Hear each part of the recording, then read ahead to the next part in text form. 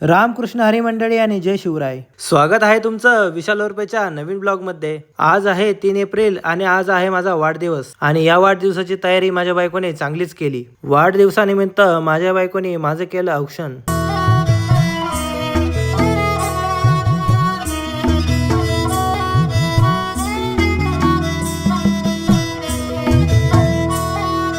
त्यानंतर माझ्या बायकोने मला दिलं गुलाबाचं फूल. बायकोने बर्थडेचं सेलिब्रेशन खूप अनोख्या पद्धतीने करायचं ठरवलं होतं. तिने बनवल्या होत्या वेगवेगळ्या चिठ्ठ्या आणि मला सिलेक्ट करायची होती त्यातली एक चिठ्ठी. पहिली चिठ्ठी आली आळंदीची आणि आता मग काय तर आम्ही निघालो आळंदीला जाण्यासाठी.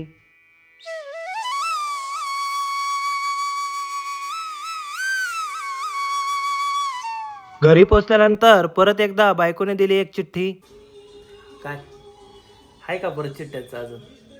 थांबा एक मिनिट. ड्रेस. थँक्यू. चला निघूयात.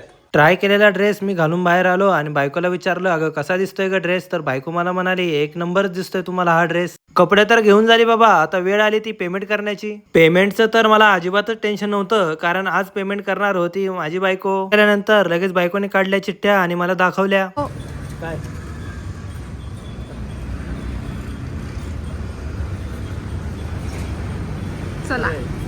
हॉलमध्ये दिसलं आम्हाला हे वराड. अरे पिंट्या आणि त्याची सगळी घरची मंडळी अजून इथंच आहे. मध्ये फिरता फिरता परत बायको आली चिठ्ठ्या घेऊन. अहो काय इकडचं चला.